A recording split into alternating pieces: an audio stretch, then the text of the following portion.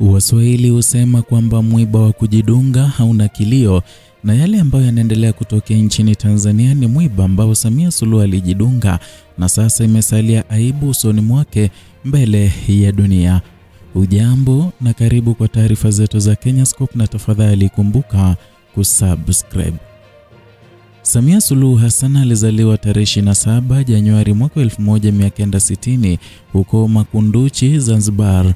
Alikulia katika mazingira yenye changamoto nyingi za kijamii na kisiasa, akiwa sehemu ya kizazi kilichoshuhudia mapambano ya muungano wa Tanganyika na Zanzibar. Alianza safari yake ya kisiasa kama mtumishi wa serikali visiwani Zanzibar, na kabla ya kuchaguliwa kama mbunge wa Makunduchi mwaka 2010 kupitia chama tawala cha Mapinduzi CCM. Baadaye aliteuliwa kuwa waziri wa nchi ofisi ya makamu wa rais katika serikali ya muungano, nafasi iliyompa heshima ya kitaifa. Mwaka 2015 jina lake liliibuka katika historia alipoteuliwa kuwa makamu wa rais wa Jamhuri ya Muungano wa Tanzania akishirikiana na Rais John Pombe Magufuli.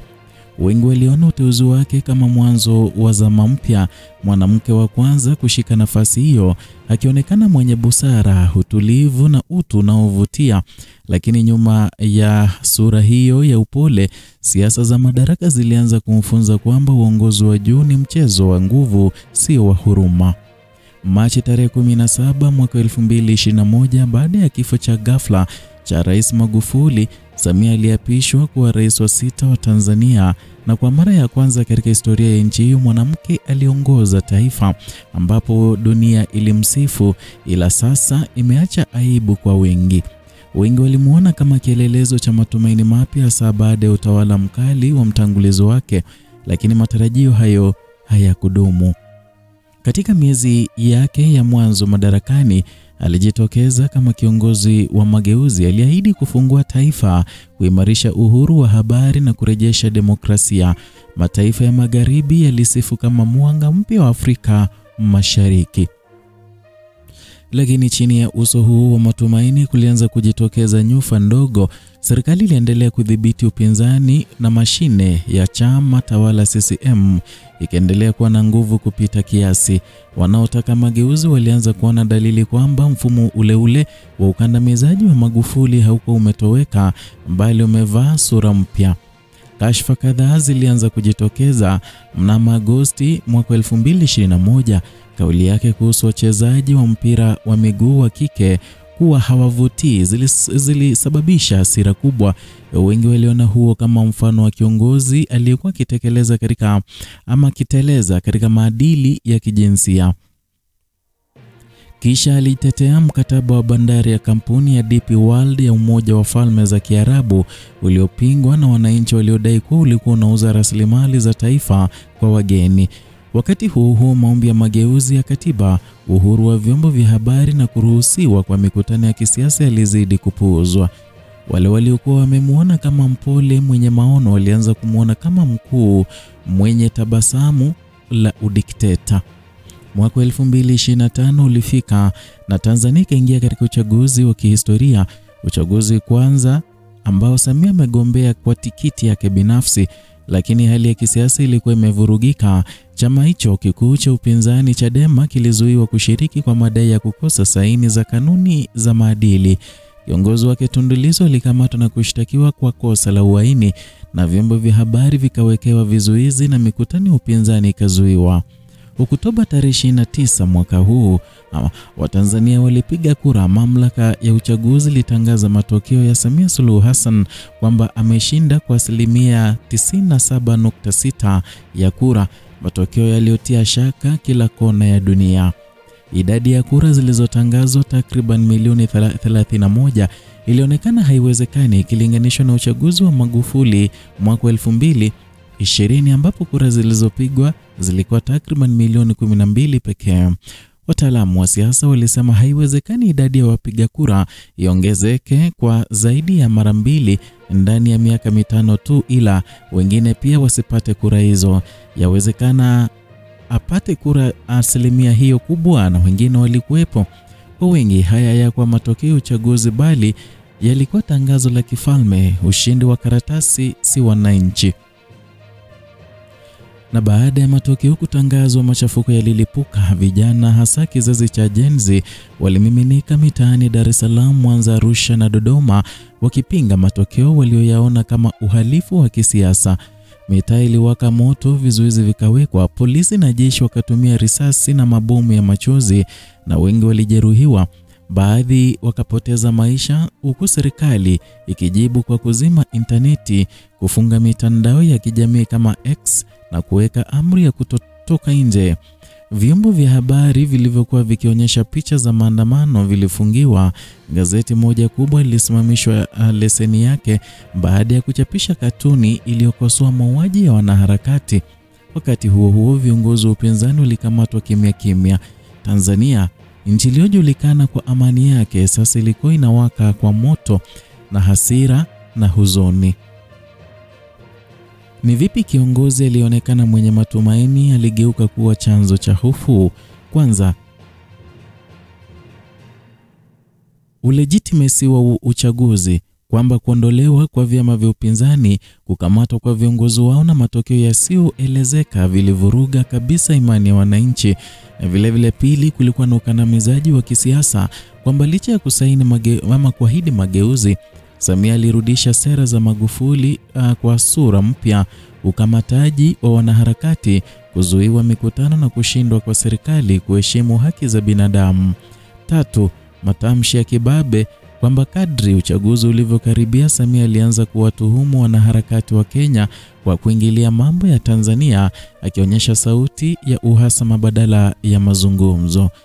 Vilevile matokeo yasiyowezekana yalitia shauku na vilevile kuleta doa katika hali nzima ya Tanzania, kwamba ushindi wa 97.6 katika taifa lenye vijana wengi wenye mtazamo wa kisiasa au kwa na mantiki yoyote ulikuwa ujumbe wa nguvu, si wa ridhaa. Na vilevile kukosa uhusiano wa vijana na jamii ya kiraia. Wakati kizazi kipya kilihitaji sauti ya mabadiliko, serikali ilijibu kwa kukandamiza badala ya kusikiliza. Na vilevile uongozi uliopoteza dira, na kwamba mageuzi yalibaki maneno matupu, huku katiba mpya haikupitishwa, vyombo vya habari vilizuiwa na uwazi ulifutika.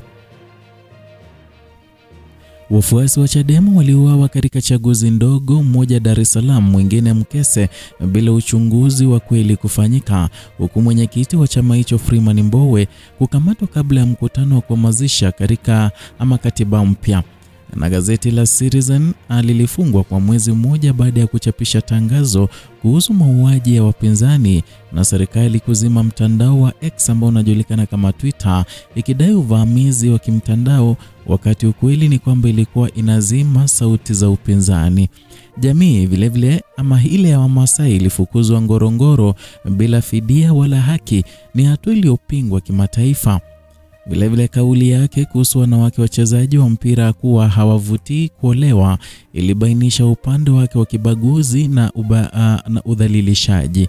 Kila tukio lilikuwa jiwe jingine katika ukuta wa udikteta uliokuwa unajengwa polepole. Kulikuwa na makosa mengi ambayo uongozi wake ulifanya ambao ulichukulia yeye kuanguka.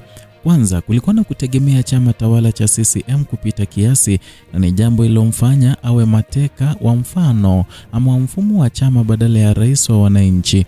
Kudhoofisha taasisi huru ikiwemo mahakama na tume ya uchaguzi ambazo zilibaki kama mihuri ya uhalali wa chama. Kupuuza sauti za vijana na wanaharakati waliotaka nafasi katika maamuzi ya taifa. Kujigamba kwa takwimu za uongo badala ya ushahidi halisi wa ridhaa ya wananchi. Kushindwa kuwasiliana na umma, badala yake akawataja wakosoaji kama maadui wa taifa. Makosa haya yote yalikuwa kama nyufa kwenye bwawa, na kwa muda bwawa lilisimama, lakini uchaguzi wa mwaka 2025 uliupua kabisa. Na baada ya uchaguzi huo, Tanzania ilitumbukia katika kipindi kigumu zaidi katika historia yake ya siasa. Maandamano yalienea kote nchini, biashara zikafungwa, uchumi ukayumba, na dunia ikaangalia kwa mshangao taifa lilokuwa kielelezo cha amani likigeuka uwanja wa mapambano. Kwa mujibu wa vyanzo vya kimataifa, mamia walipoteza maisha huku maelfu wakikamatwa. Serikali ikakana, lakini ushahidi wa video na ripoti za mashirika ya haki za binadamu ulionyesha ukweli mwingine. Moto wa Tanzania haukuwa tu ule wa mitaani, ila ulikuwa moto wa uhalisia wa imani iliyovunjika na vizazi vilivyohisi kusalitiwa. Hadithi ya Samia Suluhu Hassan ni onyo kwa viongozi wote. Ni simulizi ya jinsi matumaini yaliyoweza kubadilika kuwa hofu pale mamlaka inapokuwa lengo badala ya huduma. Aliamini kuwa akidhibiti kila kitu ataimarisha nchi, lakini kwa kufanya hivyo alijikata mwenyewe kisiasa. Alichokijenga kwa jina la mageuzi alikiteketeza kwa moto wa kutikiteta. Kwa Tanzania gharama ni kubwa, si tu kwenye kura bali kwenye roho za wananchi waliopoteza imani na taifa lao. Na sasa simulizi hili linabaki kama kioo cha kutazama mustakabali wa Afrika Mashariki. Tanzania, nchi yenye utulivu, lugha ya Kiswahili na urithi wa ujamaa, sasa imegawanyika. Je, itarejea kwenye njia ya demokrasia na maelewano au itabaki mfano wa taifa liloungua kwa sababu ya tamaa ya madaraka? Moto unaowaka Dar es Salaam, Arusha, Mwanza na Dodoma hauashirii tu hasira, unaashiria mwamko mpya. Inawezekana kutoka majivu haya Tanzania ikajijenga upya. Lakini safari hiyo haitaanzia Ikulu bali kwa wananchi wenyewe, vijana, wanawake na wazee wanaotambua kuwa taifa ni lao. Na kama historia inafundisha kitu kimoja, basi ni hiki, kwamba hakuna moto wa udhalimu na uweza kuzima kabisa mwanga wa matumaini. Hii ni simulizi kutoka hapa Kenyascope, na kumbuka hapa tunasimulia kwa kina, uchambuzi wa kina, na vile tunakuletea hali ilivyo. Kumbuka kusubscribe, kulike na vile kushare video hii ili tuweze kuwafikia watu wengi nchini Tanzania na duniani kote.